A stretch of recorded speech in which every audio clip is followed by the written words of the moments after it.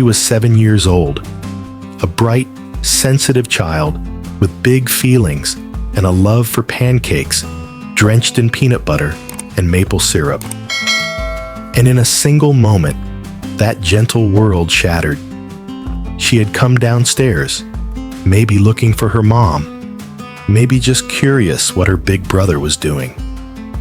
Instead, she walked into something she didn't expect. On the living room screen, grotesque monsters snarled and lunged in the shadows. Her brother, just 10 years old, was deep into a video game he'd been counting down the days to play, Dying Light, a horror action game filled with zombies and gore. He was immersed, maybe even a little proud that he finally got to play what his friends had been talking about. But she saw those monsters and froze. Fear gripped her so tightly that her body responded in the most vulnerable way a child can respond. She peed her pants. That would have been enough trauma for any little girl. But it didn't stop there. Her brother turned around, saw what had happened, and laughed. A harsh, cutting laugh, the kind that turns fear into shame. He pointed. "Ha ha, you peed yourself. You're a big baby." She burst into tears, and I, her mother, heard her from across the house. When I walked into the room, I didn't see the screen first. I saw her trembling. I saw the wet patch on her pants. I saw a 7-year-old girl crying in humiliation, scared not just of what she'd seen, but now of how it had made her feel. I didn't ask questions right away. I did what any decent mom would do in that moment. I wrapped her in my arms, whispered calming words, and carried her upstairs to clean her up and help her feel safe again. Later, when my husband came home and asked what had happened, I explained. The game, the fear, the accident, the teasing. And he asked me, "What did you do about your son?" I said, "I didn't punish him." He looked at me like I had just betrayed someone. "You didn't punish him?" I told him it wasn't a big deal, that kids tease each other, that it was just a brother being a brother. But he didn't let it go. He told me I was wrong, that it was a big deal, that I had let our son humiliate his sister when she was most vulnerable, that by doing nothing, I had said it was okay. And worse, that if he stepped in now, he'd look like the bad guy, the enforcer, the one who always has to bring the hammer down while I play the comforting parent. He was angry, disappointed, not just in our son, in me. And for a moment, I felt defensive. I told myself I was just focusing on comforting our daughter, that our son didn't mean it, that it wasn't bullying. But something in my husband's voice stuck with me. His frustration? Yes, but also his pain. Because in that moment, he saw what I hadn't. Our daughter, terrified and ashamed, had no one to protect her but him. And I began to see it too. I had comforted her. I had helped her clean up, but I didn't stand up for her. That night, I apologized. Not just to my husband, but to myself, silently, for failing to protect the emotional safety of both of my kids. Because this wasn't just about a scary video game. It wasn't just about a boy teasing his sister. It was about empathy. It was about whether my daughter would feel safe coming to me the next time she felt scared or humiliated. Whether she'd learn that being vulnerable meant being laughed at. And it was about whether my son would learn that mocking someone in pain is funny or wrong. So we sat him down. My husband and I, united, calm, but firm, told him what had happened. We told him how his sister had felt. We asked him how he would feel if he were that scared, and someone laughed at him instead of helping. His face changed. He got quiet. His eyes dropped to the floor. And then he said it, without us even asking. "I'm sorry I made you feel bad. I'm sorry my game scared you." And then he gave her a hug, a real one. Gentle, big brother kind of hug.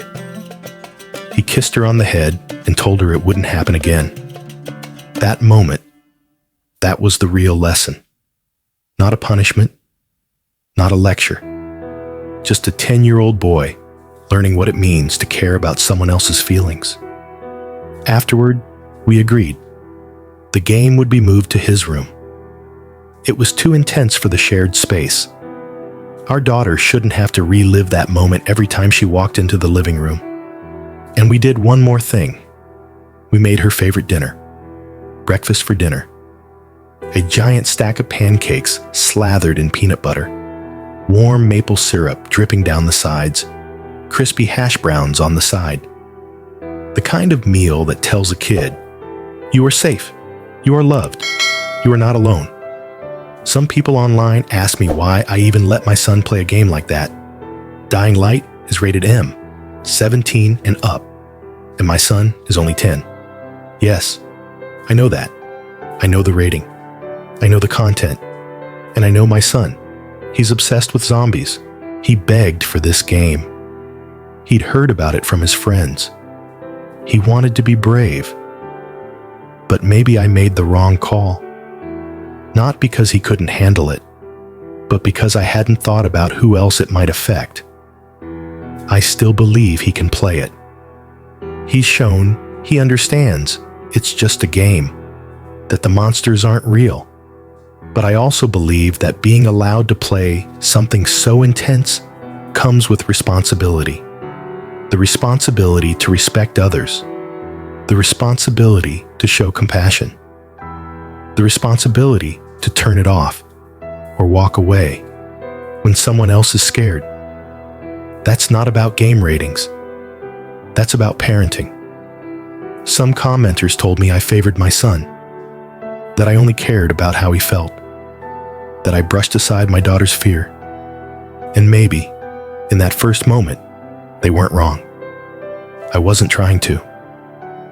I love my daughter as much as I love my son. I adore them both. But love isn't just hugs and snacks. It's also justice, boundaries, teaching right from wrong. I thought I was protecting her by comforting her. But I forgot that protection also means confronting the source of the pain, even if it's your other child. So, am I the asshole? That's the question I came here to ask. And if I'm being honest with myself, maybe yes. Not because I didn't love my kids, but because I made a mistake. I chose ease over accountability. I chose to avoid conflict instead of facing it. But here's what I didn't choose: to stay stuck there. I listened. I apologized. I showed up. And that, I hope, makes all the difference. Because parenting isn't about getting it right every time.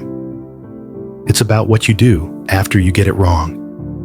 It's about the next conversation, the next hug, the next breakfast for dinner. It's about raising not just kids who are okay, but kids who are kind. Kids who learn that laughing at someone else's pain isn't funny. Kids who know that when you hurt someone, you say sorry and mean it. Kids who know their home is a safe place, no matter what. So maybe I was the asshole, but I'm not anymore.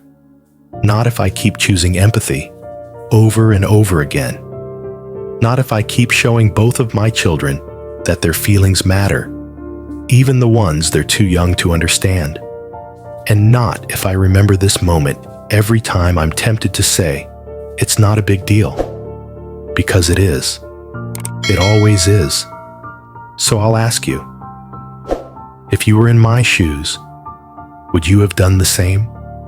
Or would you have done what my daughter needed most? Stop the game, stop the laughter, and said, with your whole heart, that's not how we treat people. So, am I the asshole? You tell me. This story hit me harder than I expected. Because it wasn't just about a kid teasing his sister. It was about something so many of us have lived through without realizing the damage it left behind. A time when we were scared, vulnerable, maybe even humiliated, and someone laughed instead of helped. A time when we looked around and thought, is anyone going to stand up for me? What makes this story powerful isn't just the mistake. It's the courage to admit it. That's what makes a parent great. Not perfection, but humility. And I think that's what this story leaves us with. The reminder that every small moment, every choice to comfort, to correct, to protect, adds up to the kind of childhood that shapes who we become. So here's the question I want to leave you with. Who in your life needs you to step in? Not just with love, but with leadership. Who needs to hear, I see you, I believe you, and what happened to you matters? Comment below, share your story, or just tell us, do you think OP was the asshole? Because sometimes the answer isn't simple, but the lesson is always clear. This is AITA Stories. Thanks for listening.